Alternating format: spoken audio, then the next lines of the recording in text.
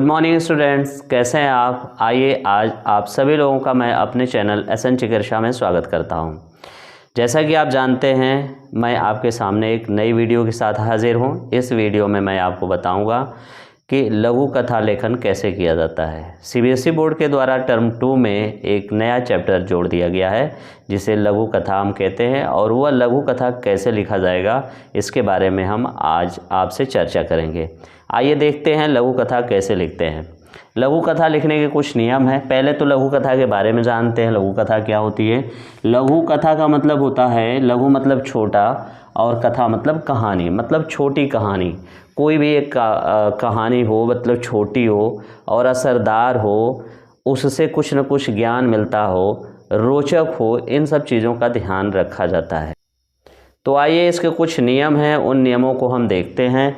यहाँ कुछ नियम हैं।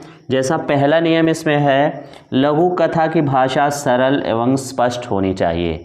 आप जानते हैं जब भी हम लघु कथा लिखेंगे तो भाषा सरल होनी चाहिए, स्पष्ट होनी चाहिए, जिसे हर व्यक्ति, हर बच्चा आसानी से समझ सके। इसके बाद दूसरा पॉइंट इसका आता है, व्याकरण की दृष्टि से भाषा शुद्ध होनी चाहिए। व्याकरण की दृष्टि से भाषा शुद्ध होनी चाहिए। कहीं भी वर्तनी का ध्यान जरूर रखना है, वर्तनी कहीं से भी गलत नहीं होनी चाहिए, इसका बहुत बड़ा असर होता है। तीसरा पॉइंट मिलेगा आपको, कहानी छोटी एवं रोचक होनी चाहिए। कहानी जब भी आपको लिखने को मिले तो कहानी छोटी हो, कम से कम लाइन में लिख दें। जैसा कि आप जानते हैं कि जो कहानी लिखी जाती है उसके लिए जो शब्द सीमा है वह 100 से 120 शब्द की बात की जाती है। तो आप 100 शब्दों में भी उस कहानी को कंप्लीट कर सकते हैं, या 10-5 शब्द ज़्यादा या कम भी हो सकते हैं। मीन्स एक नॉर्मली आप मान के चलिए कि 100 शब्दों के आसपास आपकी कहानी कंप्लीट हो जानी चाहिए। तो इसमें देखिए तीसरा पॉइंट आपको दिख रहा है, कहानी छोटी एवं रोचक होनी चाहिए। दूसरी चीज़, इसके बाद जो चौथा पॉइंट आपका है, कहानी में संभव हो तो लोकोक्तियों एवं मुहावरों का प्रयोग करें। यदि संभव हो, आप जानते हैं लोकोक्ति के बारे में जानते हैं, मुहावरे के बारे में जानते हैं, तो जब भी कहानी लिखें तो उसमें जब ज़रूरत पड़े तो आप लोकोक्ति का भी प्रयोग करें, मुहावरे का भी प्रयोग करें। ऐसा करने से रोचक होती है स्टोरी आपकी, कहानी आपकी रोचक होती है, और जो पाठक वर्ग है उसको पढ़ने में मज़ा आता है, उसे बड़े रुचि के साथ पढ़ता है। तो इन सब बातों का ध्यान रखना है। इसके बाद देखते हैं अगला पॉइंट आपका है, कहानी से मिलने वाली शिक्षा का वर्णन अवश्य करें।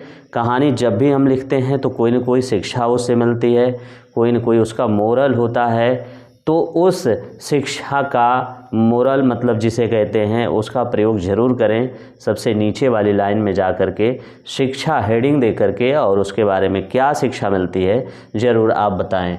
उसके आगे, तथा छोटा एवं उचित शीर्षक लिखें।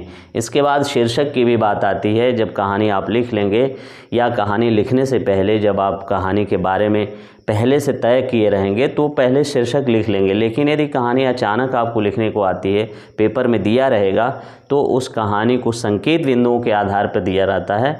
तो संकेत बिंदुओं के आधार पर आप कहानी लिखेंगे और उसके बाद उसका उचित शीर्षक देंगे। आप जानते हैं शीर्षक बहुत लंबा नहीं होता है, होना नहीं चाहिए। शीर्षक 1 से 2 शब्दों का होता है, ज़्यादातर 1 ही शब्दों का होता है, या 3 शब्द भी कभी कभी होते हैं।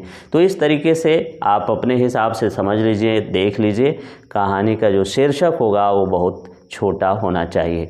आइए अगला पॉइंट देख लेते हैं, और ये अंतिम पॉइंट आपका है, कहानी हमेशा बीती घटनाओं पर होनी चाहिए। आप जानते हैं कहानी हमेशा बीती घटनाओं पे होनी चाहिए। मीन्स जो बात ख़त्म हो चुकी है, जो बात बीत चुकी है, मीन्स कोई ऐसी कहानी जो पास्ट में हो चुकी है, जो पहले ऐसा हुआ था। जैसे आप ढेर सारी कहानी, परियों की कहानी जानते हैं, बंदर मामा की कहानी जानते हैं, इसके बाद मगरमच्छ वाली कहानी जानते हैं। तो ढेर सारी कहानियां हैं जो पहले बीत चुकी हैं। ऐसी ही कहानी आपको दी जाएगी लिखने के लिए। तो इसके बाद ये तो सारे नियम रहे। इन नियमों के बाद मैं आपको एक कहानी प्रस्तुत करूंगा, जिस कहानी के माध्यम से आप अन्य कहानियां भी बना सकते हैं। कभी कभी ऐसा पेपर में आ जाता है कि संकेत बिंदु दिए रहते हैं, उन संकेत बिंदुओं का ही प्रयोग करके कहानी आपको बनानी होती है। या फिर कभी कभी ऐसा भी होता है कि पिक्चर दे दिया जाता है, जिस पे कहानी लिखनी होती है उसका पिक्चर दे दिया जाता है, सामने उसका चित्र बना दिया जाता है। उन चित्रों को देख करके भी कहानी लिखी जाती है। तो पेपर में जैसा आएगा उसके हिसाब से आप काम कर लेंगे। मैं कुछ संकेत बिंदुओं के आधार पे आपको कहानी बताऊंगा कि कैसे कहानी लिखी जाती है। तो आइए हम देखते हैं कि वो संकेत बिंदुओं के आधार पे कौन सी कहानी है। आइए हम निम्न बिंदुओं के आधार पर समझते हैं कहानी कैसे लिखी जाएगी। वो निम्न बिंदु हैं। पहला है बिंदु गांव का लकड़हारा, दूसरा बिंदु लकड़ी काटना, तीसरा बिंदु कुल्हाड़ी का नदी में गिरना, चौथा विलाप करना, पांचवा जल देवता का आना। आइए कहानी की शुरुआत करते हैं।